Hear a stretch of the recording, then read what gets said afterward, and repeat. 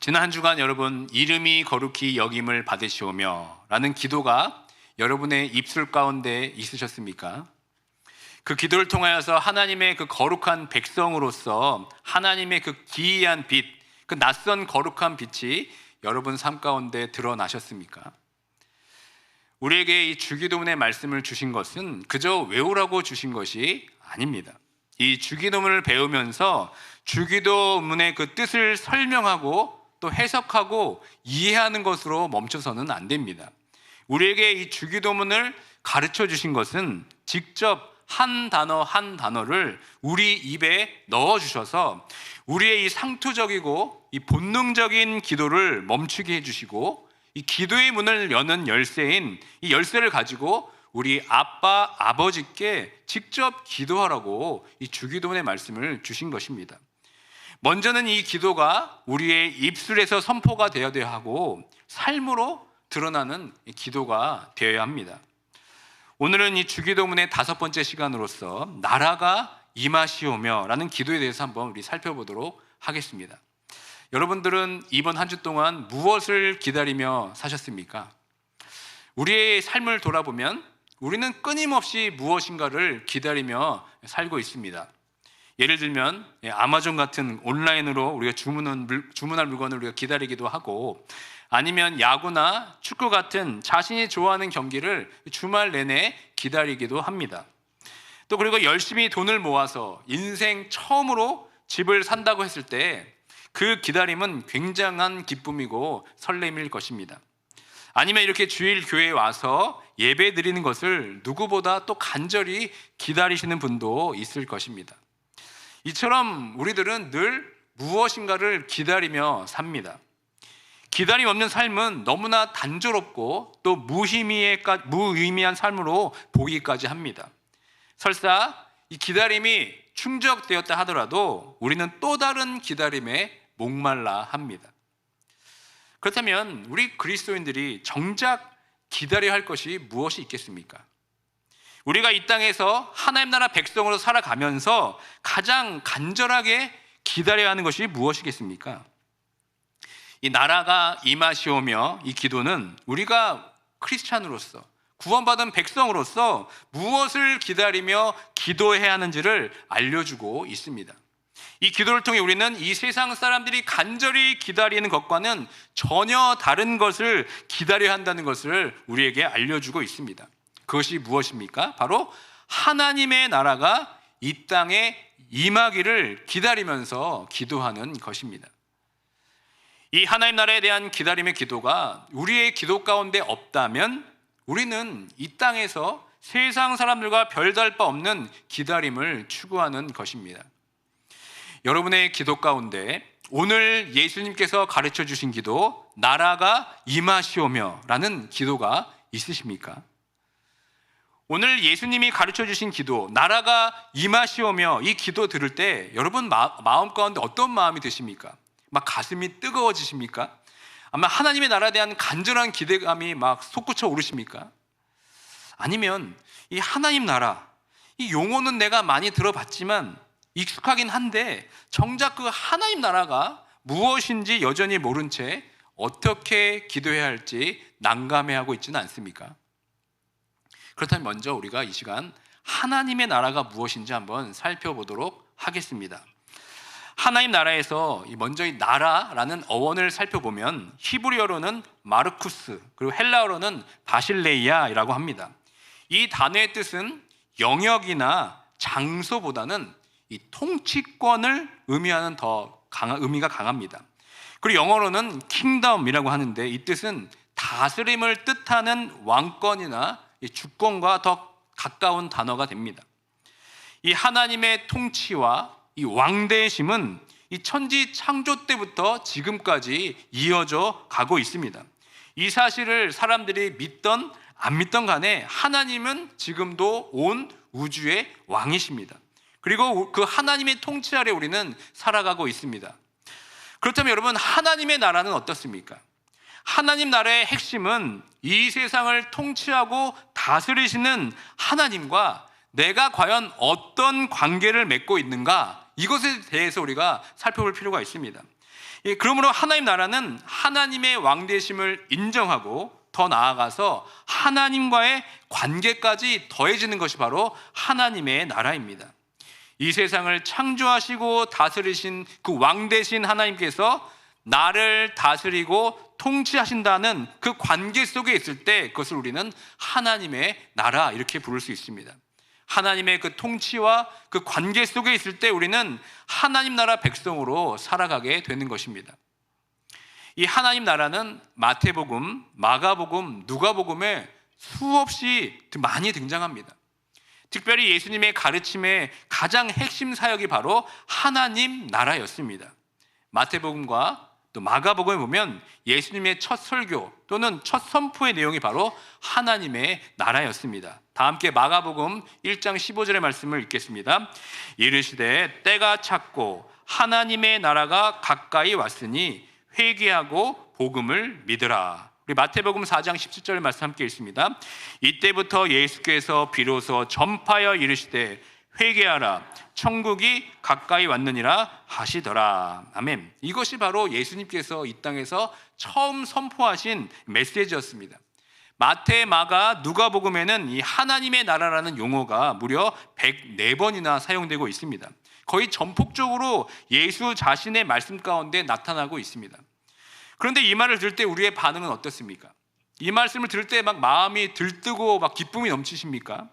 아니면 왠지 좀 모르게 두렵지는 않습니까? 하나님 나라라는 이 말을 들으면 기쁜 소식이기보다는 심판의 소식처럼 들릴 때도 있습니다. 오히려 죄 가운데 살았던 날들에 대해서 심판을 받는 날이라 생각하기도 합니다. 그런데 여러분, 이것보다 더 놀라운 소식이 하나 있습니다. 그것은 바로 죄로 인해 심판받아 죽어야 될 우리들에게 예수 그리스도를 통해서 하나님 나라에 들어갈 수 있는 그 자격을 얻게 되었다는 것입니다. 죄로 인해 죽을 수밖에 없었던 우리들을 죄에서 건져주시고 하나님의 사랑과 영광이 넘치는 그 하나님 나라에 들어가게 하시려고 예수님께서 이 땅에 오셨고 십자가에 달리셨습니다. 그 예수 그리스도의 은혜에 힘입어 우리는 아무런 대가를 치르지 않고 하나님 나라에 들어가서 하나님 나라의 백성이 되었습니다. 이것이 바로 예수님이 전한 하나님 나라의 복음입니다. 그런데 이 하나님 나라를 이해하는데 오해가 좀 생겼습니다. 특별히 마태복음은 하나님이라는 말 자체를 입에 담는 것을 거룩하지 못하다고 생각한 유대인들을 위해 썼습니다. 그러다 보니까 하나님 나라, Kingdom of God 대신에 Kingdom of Heaven, 천국이라는 표현을 사용했습니다. 그래서 마태복음에서는 사용한 이 천국이 하나님 나라를 뜻하는 또 다른 표현처럼 사용되고 있습니다. 그런데 우리나라에서는 이 전통적으로 전해오는 기복신앙과 또 불교와 혼합이 되면서 이 하나님의 나라가 천당으로 대치되면서 마치 그 하나님 나라가 이 천당, 마치 죽어서 가는 곳, 근심과 걱정이 없는 편한 곳으로 변질되어 버렸습니다.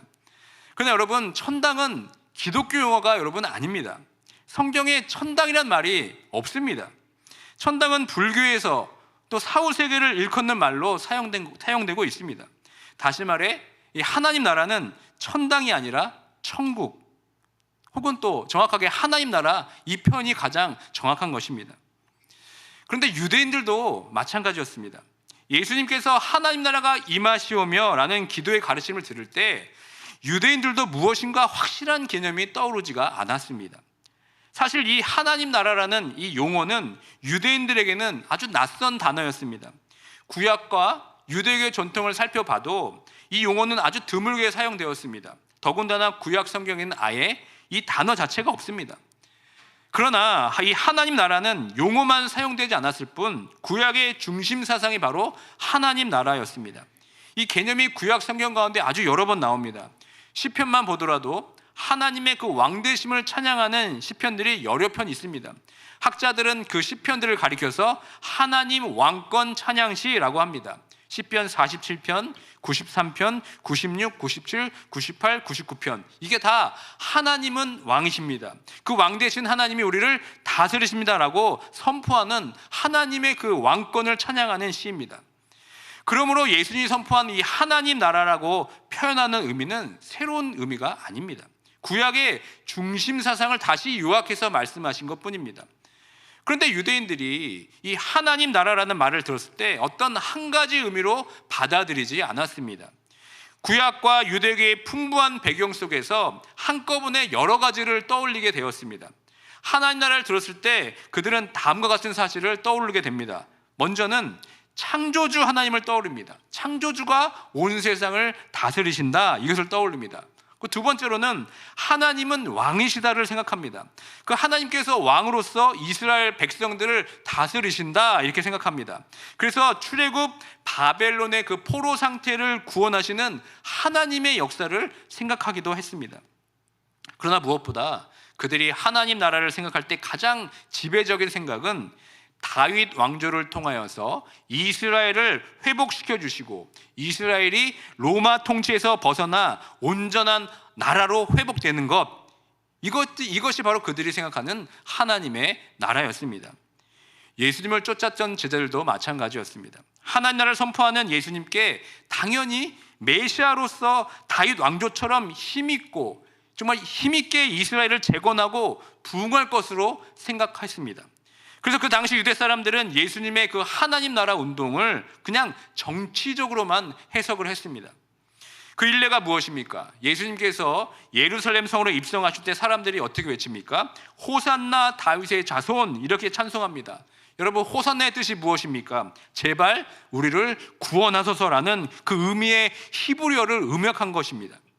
그러니까 유대인들의 역사의 흐름 가운데 위대한 인물이 나타날 때마다 그가 바로 하나님께서 약속하신 메시아일 것이다 라고 생각했습니다. 그런데 그들이 꿈꾸는 메시아는 바로 정치적인 메시아였습니다.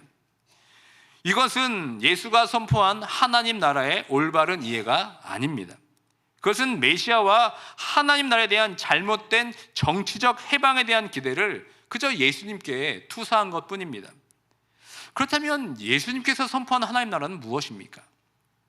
예수님께서는 이 하나님 나라를 가르치기 위해서 많은 비유의 말씀을 해주셨습니다. 씨 뿌리는 자의 비유, 포도원 주인의 비유, 알곡과 가라지의 비유, 탕자의 비유, 이 모든 것이 다 하나님 나라에 대한 비유를 말씀하고 있습니다. 먼저 그 중에서 이 씨 뿌리는 자의 비유를 한번 살펴보도록 하겠습니다. 이 씨 뿌리는 자의 비유는 우리가 너무나 잘 아는 비유의 말씀입니다. 이 비유를 들으면 대부분 4가지 토양의 비유를 떠오르게 됩니다. 그래서 길가, 돌, 그 다음에 가시덤불, 좋은 땅을 비유하면서 어떤 마음의 밭이 되어야 할 것인가, 이것을 강조한 것으로 생각합니다. 그런데 예수님이 이 비유를 어떻게 말씀하셨는지 아십니까? 마태복음 13장 18절에 보시면 그런즉 씨 뿌리는 비유를 들으라, 이렇게 말씀합니다. 이 비유는 4가지 토양을 통해서 우리의 마음밭을 말하는 것이 아니라 씨 뿌리는 사람의 비유에 대해서 분명히 말씀하고 있는 겁니다. 이 비유는 하나님 나라의 특성을 설명하면서 마태복음 13장의 서론의 역할을 하는 것입니다. 이 비유의 강조점은 우리가 어떤 마음밭의 토양이 되어야 한다는 것이 아니라 씨가 뿌려졌다는 사실을 강조하기 위한 비유입니다. 예수님이 오셔서 이미 그 씨를 뿌리셨다는 데 강조점이 있는 것이 바로 이 비유입니다. 다시 말해 하나님의 나라가 이미 시작되었다는 것을 말씀하기 위해서 이 비유의 말씀을 하는 겁니다. 그래서 비유의 제목이 씨 뿌리는 자의 비유인 것입니다. 이를 통해 하나님의 나라가 예수님 자신을 통해 지금 임했다고 말씀하고 있는 겁니다. 그것이 성경에서 또 구체적으로 어떻게 보여주고 있습니까? 바로 예수님의 치유 사건을 통해 드러나게 됩니다. 마태복음 12장 28절의 말씀 다 함께 읽겠습니다. 내가 하나님의 성령을 힘입어 귀신을 쫓아내는 것이면 하나님의 나라가 이미 너희에게 임하였느니라. 아멘. 예수님의 치유 사건을 귀신을 쫓아내고 육신의 병을 고치는 것으로 우리가 좁게 해석해서는 안 됩니다. 물론 오늘날도 하나님께서 병을 고치십니다. 지금도 여전히 자기 백성을 돌보시기 때문에 병이 낫는 기적이 일어납니다. 하지만 누구나 믿음만 있다고 병이 낫는 것이 아닙니다. 병이 낫는 것은 하나님의 그 주권적인 통치에 달려 있는 것입니다. 예수님께서 병을 고치는 이 치유 사건은 예수님께서 그곳에 계셨기 때문에 일어나는 일입니다. 예수님이 계신 곳에 하나님의 나라가 이미 임한 것을 선명하게 드러내기 위해서 이 치유 사건을 우리에게 말씀하고 있습니다. 예수님의 그 치유를 통해서 하나님의 나라, 하나님의 완전하심이 임하게 되었다는 것을 보여주기 위해서 이 치유 사건이 등장하는 것입니다. 이 치유 사건은 인간이 가지고 있는 모든 고통에서 벗어나서 우리를 온전케 하는 것을 보여주기 위한 것입니다. 하나님 나라가 바로 그런 곳이며 그 하나님 나라가 예수 그리스도를 통해서 이미 여기에서 지금 시작되었음을 말해주고 있는 겁니다. 또한 그 하나님의 나라는 미래에 성취될 나라입니다. 이 미래적 하나님 나라는 예수 그리스도로 인해 시작되었지만 아직은 완성되지 못한 나라입니다. 예수님은 성경 곳곳에 인자가 올 때라는 표현을 많이 사용하셨습니다. 이때 이 올 때라는 것이 주기도문에 그 나라가 오게 하여 주시며 나라가 임하오시며에 사용된 이 단어와 같은 단어입니다. 인자가 올 때 그 나라도 완전히 올 것입니다. 이미 예수님을 통해 하나님의 나라가 임했지만 예수님이 다시 오실 그 재림의 날에 하나님의 나라는 완성이 됩니다. 그 완성의 날은 우리 모두가 영광스럽게 부활하게 될 날이 되는 것입니다. 이것이 바로 예수님께서 선포한 하나님의 나라입니다. 그 완성된 하나님의 나라를 성경은 우리가 너무나 잘 아는 한 가지의 비유를 통해서 아주 명확하게 보여주고 있습니다. 그 비유가 바로 탕자의 비유입니다. 이 탕자의 비유에서 여러분, 탕자가 누구입니까? 이 탕자는 아버지의 품을 떠나 세상으로 방황을 나갔던 둘째 아들을 말합니다. 이 둘째 아들은 자신의 생각과 자신의 뜻대로 살아보겠노라고 결심하고 아버지를 떠나게 됩니다. 이 모습이 마치 아담이 죄를 짓고 하나님의 품에서 떠난 모습과 아주 동일합니다. 여러분, 아담의 죄가 무엇이었습니까? 하나님의 명령을 어기고 선과 악을 알게 하는 열매를 먹은 것입니다. 그때 사단이 이렇게 유혹합니다. 창세기 3장 5절의 말씀 함께 읽습니다. 너희가 그것을 먹는 날에는 너의 눈이 밝아져 하나님과 같이 되어 선악을 알 줄 하나님이 아심이니라. 여기서 하나님같이 된다는 것은 내 스스로, 내 힘으로 나의 삶을 다스릴 수 있다는 것입니다.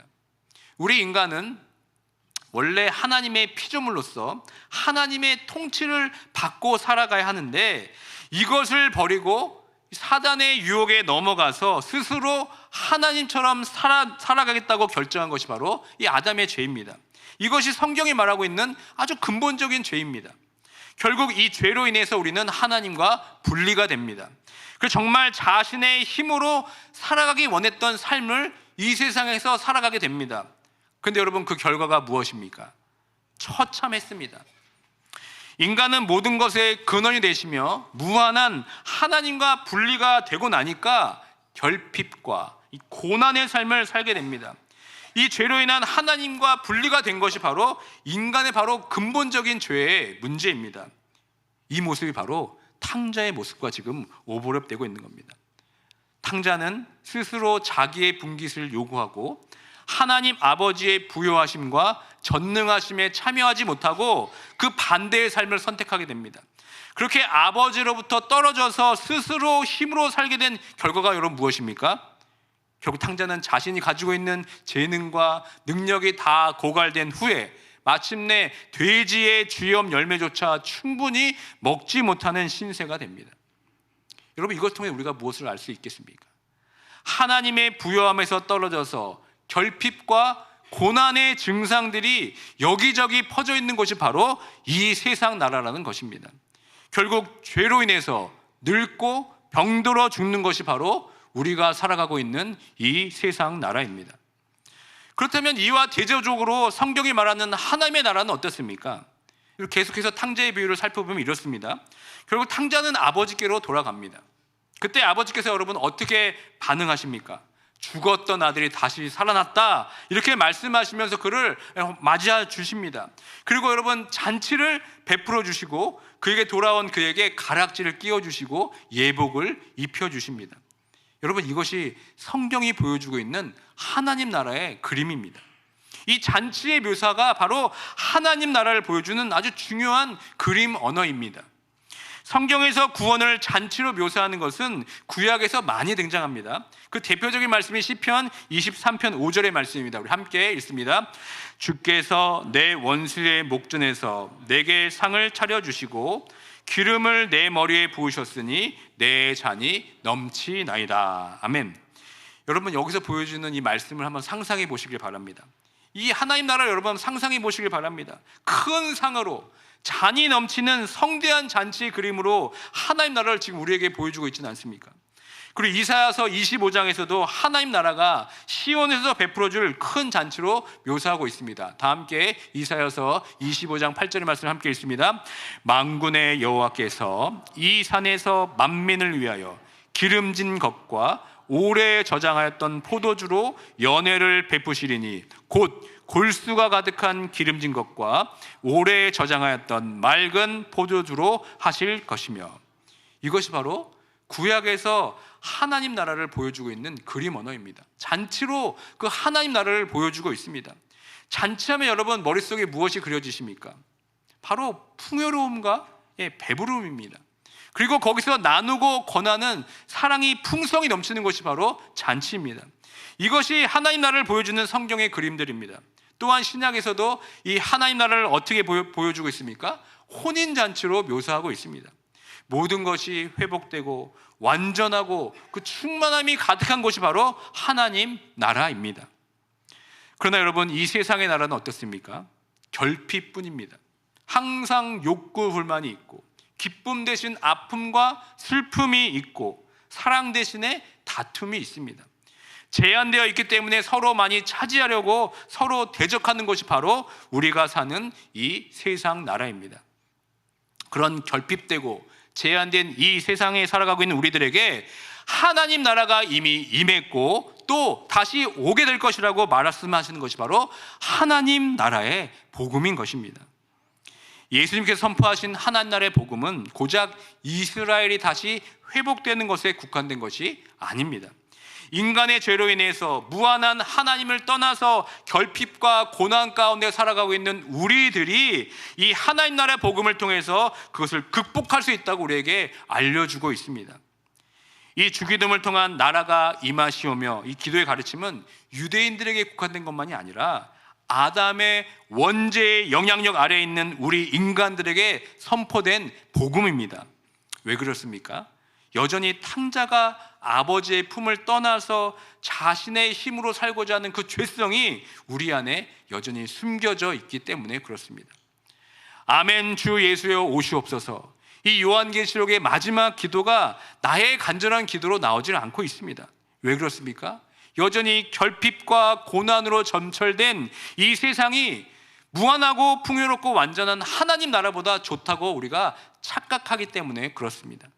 하나님 나라보다 내가 살고 있는 이 세상이 더 좋다고 여기기 때문에 그렇습니다.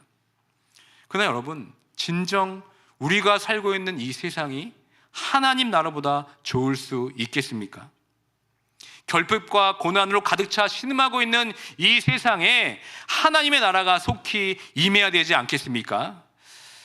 현재 이 세상 나라, 이 세계를 돌아보면 지금 세계 곳곳에서는 전쟁 중입니다.